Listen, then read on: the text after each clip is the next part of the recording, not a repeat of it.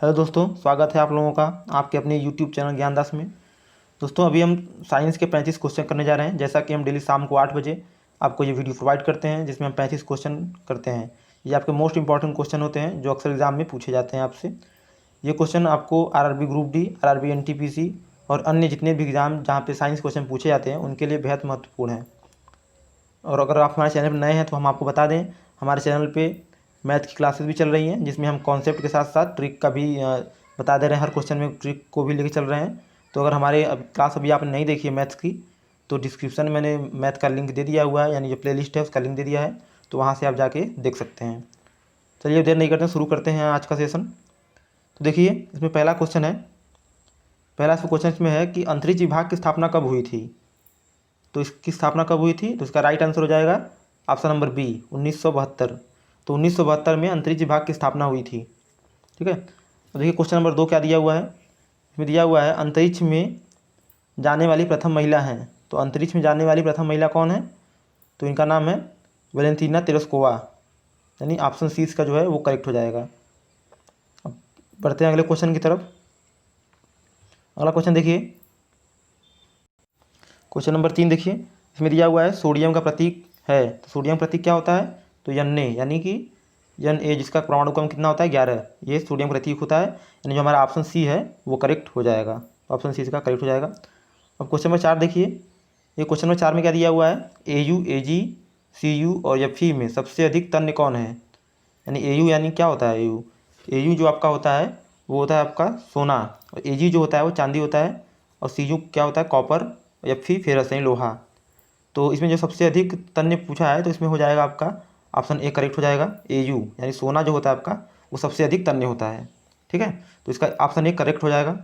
अब बढ़ते हैं अगले क्वेश्चन की तरफ। देखिए अगला क्वेश्चन देखिए। इसमें दिया हुआ है 18 कैरेट में कितना प्रतिशत शुद्ध सोना पाया जाता है। तो कह जाए सोना होता है तो 18 कैरेट अगर सोना है तो वो कितना शुद्ध माना जाता है। तो देखिए दोस्तों, जो सोना होता है वो बेसिकली 24 कैरेट जो होता है उसकी शुद्धता यही होती है। यानी जो 24 कैरेट सोना अगर है तो उसे 100% शुद्ध सोना माना जाता है। कितना, 100% शुद्ध, 24 कैरेट। और यहाँ आपसे पूछ रहा है, कह रहा है कि 18 कैरेट अगर है तो कितना शुद्ध है। तो जब को 24 कैरेट आपका जब 100% है तो 18 कैरेट निकालने क्या करेंगे, आप मैथ लगा देंगे। 18 का पूछा है आपसे तो निकालेंगे कितने में से, 24 में से गुणे 100 कर देंगे तो ये आपका परसेंटेज आ जाएगा, जो कि कितना आएगा, ये आपका आएगा 75%। ठीक है, तो ये हो गया। अब बढ़ते हैं अगले क्वेश्चन की तरफ। अगला क्वेश्चन देखिए। डायनामाइट में मुख्य रूप से होता है, जो कह रहा है डायनामाइट होता है यानी ये क्या होता है, एक विस्फोटक होता है। तो वो पूछ रहा है कि ये जो डायनामाइट होता है यानी जो विस्फोटक होता है हमारा, इसमें मुख्य रूप से क्या होता है। तो इसमें आपका दोस्तों मुख्य रूप से जो होता है वो नाइट्रोग्लिसरीन होता है। क्या होता है, नाइट्रोग्लिसरीन। ऑप्शन बी इसका करेक्ट हो जाएगा। अब चलिए आगे बढ़ते हैं। आगे देखिए क्वेश्चन दिया हुआ है डायनामाइट में मुख्य रूप से होता है। तो ये क्वेश्चन इसमें फिर वही में बड़ा हुआ था, नाइट्रोग्लिसरीन, इसका सही हो जाएगा ऑप्शन बी, सेम क्वेश्चन है। अब क्वेश्चन नंबर 7 देखिए। सिंदूर भखरा किसे कहते हैं। तो सिंदूर भखरा कैसे कहते हैं, तो ये कहते हैं HGS। तो ये कौन सा है, ऑप्शन बी इसका करेक्ट हो जाएगा। आगे बढ़ते हैं। तो Fe का रासायनिक प्रतीक है। तो आपसे पूछा है Fe का रासायनिक प्रतीक पूछा है आपसे। Fe यानी क्या होता है, फेरस, जो कि लोहा होता है। इसका ऑप्शन बी करेक्ट हो जाएगा। अब बढ़ते हैं आगे। अगला क्वेश्चन देखिए, क्वेश्चन नंबर 9। अंतरिक्ष में प्रवेश करने वाली प्रथम भारतीय महिला कौन थी। मोस्ट इंपॉर्टेंट क्वेश्चन है ये। तो अंतरिक्ष में प्रवेश करने वाली प्रथम जो भारतीय महिला थी वो थी कल्पना चावला, और इनका जो जन्म हुआ था वो करनाल, हरियाणा में हुआ था। ठीक है। अब आगे बढ़ते हैं क्वेश्चन नंबर 10 की तरफ। देखिए क्वेश्चन नंबर 10 क्या है। इसमें दिया हुआ है चंद्र तल पर मनुष्य को उतारने वाला प्रथम अंतरिक्ष यान है। यानी कह रहा है जो चंद्रमा है, चंद्रमा के तल पर मनुष्य को उतारने वाला पहला अंतरिक्ष यान का नाम पूछा है आपसे। तो उसका जो करेक्ट आंसर हो जाएगा वो हो जाएगा अपोलो 11, यानी ऑप्शन 20 का जो होगा वो करेक्ट हो जाएगा। यानी जो अपोलो 11 अंतरिक्ष यान था वो चंद्र तल पर मनुष्य को उतारने वाला प्रथम अंतरिक्ष यान था। और बढ़ते हैं क्वेश्चन नंबर 11 की तरफ। देखिए इसमें दिया हुआ है विदेशी भूमि से छोड़ा गया भारत का पहला वैज्ञानिक उपग्रह। तो विदेशी भूमि से छोड़ा गया भारत का पहला वैज्ञानिक उपग्रह जो है उसका नाम है आर्यभट्ट। ऑप्शन ए इसका करेक्ट हो जाएगा 11 नंबर का। अब चलते हैं आगे। देखिए क्वेश्चन नंबर 12। ऑटोमोबाइल बैटरी में कौन सा अम्ल प्रयोग किया जाता है? जो कह रहा है जो गाड़ी मोटरों में बैटरी लगी होती है उसमें कौन सा एसिड यूज किया जाता है? तो उसमें दोस्तों यूज किया जाता है आपका H2SO4, यानी क्या कहते हैं इसे, सल्फ्यूरिक अम्ल। ठीक है, तो इसका ऑप्शन जो डी है वो करेक्ट हो जाएगा। अब बढ़ते हैं आगे। आगे देखिए, ये दिया हुआ है आयल ऑफ विक्टोरियल किसे कहते हैं? तो ये अक्सर एग्जाम में आपसे पूछा जाता है, आयल ऑफ विक्टोरियल किसे कहते हैं, और काफ़ी लोग उसमें कन्फ्यूज जाते हैं क्योंकि उन्होंने काफ़ी पहली बार नाम सुना होता है। तो आपको इसमें कन्फ्यूज नहीं होना है। जो आयल ऑफ विक्टोरियल होता है ये H2SO4 को ही कहते हैं, यानी जो शांत सल्फ्यूरिक अम्ल जो आपका होता है उसी को आयल ऑफ विक्टोरियल के नाम से भी जाना जाता है। तो इसका जो ऑप्शन डी है वो करेक्ट हो जाएगा। अगला क्वेश्चन देखिए, चांदी का रासायनिक प्रतीक है, तो चांदी का रासायनिक प्रतीक क्या है? तो ये आपका होता है Ag, सिल्वर बोलते हैं इसे। ठीक है, चांदी। अब आगे बढ़ते हैं क्वेश्चन नंबर 15 की तरफ। देखिए क्वेश्चन नंबर 15 देखिए, इसमें दिया हुआ है सल्फर के अणु का सही सूत्र क्या है? यानी पूछा जो सल्फर होता है उसके अणु का सही सूत्र क्या है? दोस्तों जो सल्फर का अणु होता है उसका होता है सूत्र S8, यानी जिसका ऑप्शन बी है वो करेक्ट हो जाएगा। अब देखिए क्वेश्चन नंबर 16, C2HSOH का सूत्र है, तो इसका जो सूत्र होता है ये होता है आपका इथाइल एल्कोहल, यानी ऑप्शन जो ए है वो करेक्ट हो जाएगा। ठीक है, अब देखिए इसमें कार्बन 2 है इसलिए इसमें इथाइल से आपको मिल रहा है, बाकी ऑप्शन आपको मैच ही नहीं कर रहा है। एक कार्बन होता तो मिथाइल होता। ठीक है, तो इस प्रकार इसमें OH लगा है तो एल्कोहल भी आ गया। तो इसका थोड़ा सा आपको बेसिक पता होना चाहिए। अब चलिए आगे बढ़ते हैं क्वेश्चन नंबर 17 की तरफ। देखिए क्वेश्चन नंबर 17 में क्या दिया हुआ है? क्वेश्चन नंबर 17 में दिया हुआ है डाइक्लोरो डाइफ्लोरोमीथेन, यानी जो डाइक्लोरो डाइफ्लोरोमीथेन होता है बाजार में किस नाम से पाया जाता है? तो इसका रासायनिक नाम होता है जो, तो वो है डाइक्लोरो डाइफ्लोरोमीथेन। लेकिन जो बाज़ार में इसे हम लोग प्राप्त करते हैं या फिर से जाना जाता है जिस नाम से, तो उसका नाम है फ्रेयान 12। ठीक है, फ्रेयान 12 होता है। इसका प्रयोग हम लोग रेफ्रिजरेटर या एसी में करते हैं। तो फ्रेयान 12 होता है ये आपका डाइक्लोरो डाइफ्लोरोमीथेन इसका नाम होता है। आगे बढ़ते हैं क्वेश्चन नंबर 18 की तरफ। इसमें दिया हुआ है क्विकसिल्वर का रासायनिक नाम है, यानी जो क्विकसिल्वर है किसका रासायनिक नाम है? तो ये किसका है? तो ये पारे का जो है रासायनिक नाम है क्विकसिल्वर। तो क्वेश्चन नंबर 18 का जो ऑप्शन ए है वो आपका करेक्ट हो जाएगा। अब बढ़ते हैं क्वेश्चन नंबर 19 की तरफ। देखिए उसमें दिया हुआ है निम्नलिखित में सबसे भारी धातु है। अब आपसे ये नहीं पूछा सबसे भारी धातु कौन है, ये पूछा निम्नलिखित में से सबसे भारी धातु कौन है, यानी जो आपको 4 ऑप्शन दिए हुए हैं इस पर आपको बताना है सबसे भारी धातु कौन है। तो उसमें जो दोस्तों सबसे भारी होता है वो आपका होता है यूरेनियम। ऑप्शन डी इसका जो है करेक्ट हो जाएगा। 92, यूरेनियम 235 होता है, तो इसका परमाणु क्रमांक कितना हो गया? 92। बाकी सबका बहुत कम है, तो इसका कितना होता है? 92, यूरेनियम 235 का परमाणु भार होता है इतना। तो इसका जो ऑप्शन आपका डी है वो करेक्ट हो जाएगा, यूरेनियम। ठीक है, अब बढ़ते हैं अगले क्वेश्चन की तरफ। क्वेश्चन नंबर 20 देखिए, इसमें दिया हुआ है पीतल तांबा जर्मन सिल्वर में कौन सा सबसे सब में पाया जाता है? सॉरी, पीतल तांबा और जर्मन सिल्वर में कौन सब में पाया जाता है? तो किसमें पाया जाता, कौन सब में पाया जाता है?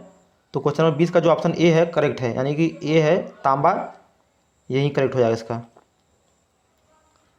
अब बढ़ते हैं अगले क्वेश्चन की तरफ।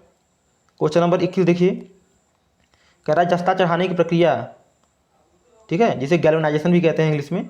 जस्ता जो चढ़ाने की प्रक्रिया होती है इसे गैल्वेनाइजेशन भी कहते हैं, सॉरी गैल्वेनाइजेशन कहते हैं। और ये किस पे चढ़ाई जाती है? लौ चादरों पे लेपित किया जाता है, और भी काफ़ी जगहों भी लेपित किया जाता है। ये इसको चढ़ाया क्यों जाता है? जो जस्ता होता है इसको चढ़ाया इसलिए जाता है ताकि जो है हमारा जंग ना लग पाए, जंग रोधी बनाने के लिए हम करते हैं। अब देखिए इसमें नाम ही जस्ता चढ़ाना की प्रक्रिया लिखा है, फिर पूछा है कि क्या लेपित किया जाता है। तो जस्ते जो चढ़ाने की प्रक्रिया होती है जिसे हम गैल्वेनाइजेशन कहते हैं उसमें जस्ता को ही चढ़ाया जाता है, यानी जिंक, जिसे हम लोग जिंक कहते हैं वही चढ़ाया जाता है। तो इसका जो ऑप्शन बी है वो करेक्ट हो जाएगा। देखिए क्वेश्चन नंबर 22। क्वेश्चन नंबर 22 है, देखिए विक्रम साराभाई अंतरिक्ष केंद्र कहाँ स्थित है? तो विक्रम साराभाई अंतरिक्ष केंद्र आपका जो स्थित है वो त्रिवेंद्रम तमिलनाडु में स्थित है। तो इसका ऑप्शन ए जो है वो करेक्ट हो जाएगा।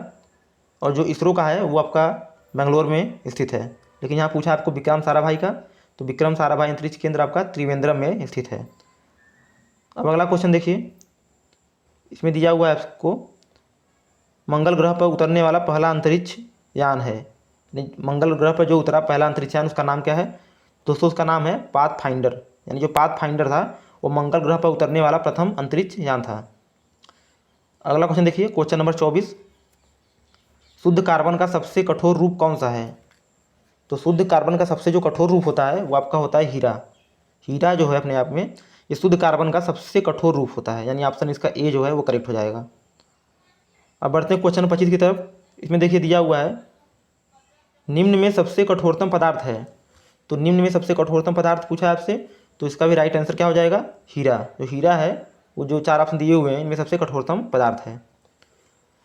और जो हीरा होता है आपका ये कार्बन का एक अपरूप होता है। सोडियम का परमाणु संख्या कितना होता है? तो सोडियम परमाणु संख्या 11 है, ऑप्शन 20 का करेक्ट है, पीछे भी हमने किया था। अब बढ़ते हैं अगले क्वेश्चन की तरफ, क्वेश्चन नंबर 27। देखिए इसमें क्या दिया हुआ है, इसमें दिया हुआ है आपका अमलगम। अमलगम में रहता है, जो अमलगम होता है उसमें क्या उपस्थित होता है? तो अमलगम में आपका Hg यानी पारा उपस्थित होता है। तो इसका ऑप्शन जो सी है वो आपका करेक्ट हो जाएगा। बहुत ही इंपॉर्टेंट क्वेश्चन है ये, पूरा आप लोग वीडियो पूरी देखिए और ये आपके एग्ज़ाम के लिए बहुत ही इंपॉर्टेंट साबित होगा, क्योंकि ये जो क्वेश्चन मैं दे रहा हूँ आपको ये सभी एग्ज़ाम में फ्रिक्वेंटली पूछे गए क्वेश्चन हैं। तो आपको इनको एक भी क्वेश्चन छोड़ना नहीं है। सभी आप अगर 35 क्वेश्चन आप कर रहे हैं तो उसमें कम से कम आप 30 प्लस स्कोर आपको करना चाहिए। और आप हमें कमेंट बॉक्स में बताइए कि आपने इसमें कितने सही किए। ठीक है, तो देखिए क्वेश्चन नंबर 28। इसमें दिया हुआ है कि अधिकतम तन्यता वाला धातु है। अधिकतम तन्यता वाला धातु है, तो इसमें जो ऑप्शन आपको 4 दिए हुए हैं इसमें जो ऑप्शन सी है आपका सोना, इसका राइट आंसर हो जाएगा। यानी जो सोना है अधिकतम तन्यता वाला धातु है। अब क्वेश्चन नंबर 29 देखिए, इसमें दिया हुआ है निम्नलिखित में से किस धातु का तार आसानी से खींचा जा सकता है?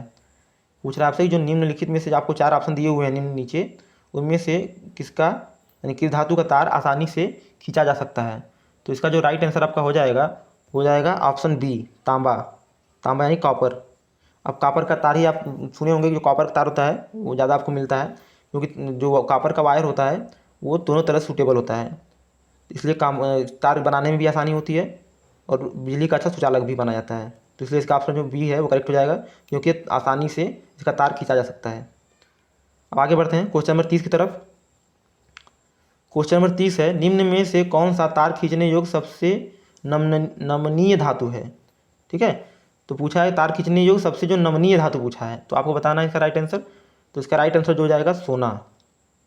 तो सोना जो है तार खींचने योग्य सबसे नमनीय धातु है, यानी सॉफ्ट होता है। और चूँकि सोने का हम तार बना नहीं सकते हैं बड़े पैमाने पे, इसलिए हम कॉपर को प्रीफर करते हैं। लेकिन आपने कभी सुना होगा कि जो डिवाइसेस होती हैं महंगी महंगी, उनमें हम जो सोने की वायर होती है पतली पतली वायरें लगी होती हैं। तो इसका जो ऑप्शन नंबर 30 जो क्वेश्चन 30 है उसका ऑप्शन ए करेक्ट हो जाएगा। अब क्वेश्चन नंबर 31 देखिए, जल में सबसे कम घुलनशील गैस है। तो जल में सबसे कम घुलनशील गैस कौन सी है? तो ये आपकी है नाइट्रोजन। नाइट्रोजन जो होता है ये आपका जल में सबसे कम घुलनशील होता है। तो इसका जो ऑप्शन ए है वो आपका करेक्ट हो जाएगा। अब बढ़ते हैं अगले क्वेश्चन की तरफ। अगला क्वेश्चन देखिए, इसमें दिया हुआ है CaCO3 यानी कैल्शियम कार्बोनेट में कार्बन का प्रतिशत है। तो उसमें आपको बताना है कार्बन का प्रतिशत। तो उसके लिए देखिए सबसे पहले आपको पता होना चाहिए जितने भी आपको उसमें एलिमेंट दिए गए हैं उनके परमाणु क्रमांक पता होने चाहिए। अब बस अगर आपको परमाणु क्रमांक पता है तो आप फिर मैथ लगा के आसानी से निकाल पाएंगे। अब या तो आप कर नहीं पाएंगे, कितने याद करेंगे? अब देखिए कैसे करेंगे। अब देखिए यहाँ पे जो कैल्शियम है, ये कैल्शियम है, इसका परमाणु क्रमांक 20 होता है, और जो ये कार्बन है इसका 6 होता है, और ये जो ऑक्सीजन है 8 होता है। ठीक है, अब कैल्शियम का 20, यहाँ 20 लिख दिया हमने, और कार्बन का 6, एक कार्बन है ना, ठीक है 6 और प्लस, अब देखिए यहाँ पे CO3 है, नहीं हमने कैल्शियम कर लिया और कार्बन कर लिया, बचा क्या O3, यानी ऑक्सीजन कितना होता है 8, और ऑक्सीजन के हमारे क्या कितने मालिक्यूल 3 है, यानी 8 3 का 24 हो जाएगा ये। अब इन सबको आप ऐड करेंगे तो कितना आएगा? देखिए 20 6 24, सॉरी 20 6 26 और 26 और 24 कितना हुआ? 50। तो 50 आपका आ गया टोटल। अब आपको पूछा किसका है? कार्बन का प्रतिशत पूछा है। तो टोटल तो 50 है, कार्बन कितना है? तो कार्बन इसमें देखिए कितना है, इसमें देखिए कार्बन सिर्फ एक ही जगह है, C है, यानी 6, यही है ना 6। तो 6 डिवाइड बाई 50, अब चूँकि हमें बदलना है परसेंटेज में तो गुणा कर देंगे 100 से। अब ये 50 से कट जाएगा 2 बार, और 6 दूनी के 12 आ जाएगा, यानी 12% इसका आंसर आ जाएगा। तो इसका जो ऑप्शन डी है वो आपका करेक्ट हो जाएगा। ऑप्शन डी इसका ये करेक्ट हो जाएगा। तो इस प्रकार आप इसको निकालेंगे। ठीक है, अब यहाँ पे देखिए Ca दिया है तो ये आपका कार्बन नहीं है Ca, क्योंकि कैल्शियम बन गया अपने आप में, ये कैल्शियम है, Ca है। ठीक है, कार्बन इसमें एक ही दिया हुआ है, तो कार्बन की जो परमाणु क्रमांक होता है वो 6 होता है, कैल्शियम का 20 और ऑक्सीजन का 8 होता है, लेकिन ऑक्सीजन जो इसमें मालिक्यूल है वो 3 है, तो 8 3 का 24 हो जाएगा। तो कुल ऐड करेंगे तो हमारा जो इसका परमाणु क्रमांक का योग आएगा वो 50 आएगा, जिसमें कार्बन 6 है, तो जो 6/50 × 100 करेंगे तो आपका जो है 12% आंसर आ जाएगा। ठीक है, चलिए आगे बढ़ते हैं। अब क्वेश्चन नंबर 33 देखिए। क्वेश्चन नंबर 33 है, हैलोजनों में सर्वाधिक प्रभावशाली ऑक्सीकरण करता है, यानी क्या जो हैलोजन होते हैं उनमें सर्वाधिक प्रभावशाली ऑक्सीकरणकर्ता कौन है? तो इसका जो राइट आंसर हो जाएगा वो आपका हो जाएगा ऑप्शन सी, यानी फ्लोरीन होता है वो हैलोजनों में सर्वाधिक प्रभावशाली ऑक्सीकरणकर्ता होता है, तो ऑप्शन सी इसका करेक्ट हो जाएगा। अब बढ़ते हैं अगले क्वेश्चन की तरफ। अगला क्वेश्चन देखिए, अम्ल वर्षा मुख्यतः किस गैस के कारण होती है? तो अम्ल वर्षा जो होती है वो मुख्यतः किस गैस के कारण होती है? तो ये आपका होती है सल्फर डाइऑक्साइड, यानी जिसका ऑप्शन सी है वो करेक्ट हो जाएगा, SO2। अगला क्वेश्चन देखिए, आज का लास्ट क्वेश्चन 35 क्वेश्चन की ये हमारी जो सीरीज है इसका आखिरी क्वेश्चन है ये। इसमें दिया हुआ है मीथेन का रासायनिक सूत्र है, तो मीथेन का रासायनिक सूत्र क्या है? तो मीथेन का होता है CH4, ऑप्शन 20 का करेक्ट हो जाएगा। तो ये हमारे आज 35 क्वेश्चन की सीरीज पूरी हुई। उम्मीद है आप लोगों को ये वीडियो पसंद आई होगी। अगर आपको ये वीडियो पसंद आया हो तो लाइक ज़रूर करें, और चैनल पे अगर आप नए हैं तो सब्सक्राइब करना बिल्कुल ना भूलें। और अगर आप किसी भी एग्ज़ाम की प्रिपरेशन कर रहे हैं तो आप उसके लिए अगर मैथ सीखना चाह रहे हैं तो हमारे चैनल पे मैथ पढ़ाई जा रही है, उसमें काफ़ी अच्छी तरह से आपको समझाया गया है। आपको वहाँ पे कॉन्सेप्ट, हर क्वेश्चन में आपको कॉन्सेप्ट और साथ साथ ट्रिक को दोनों को बताया जा रहा है, तो आप वहाँ पे जाके मैथ क्लासेस कर सकते हैं। तो दोस्तों आज के लिए बस इतना ही, चलिए धन्यवाद।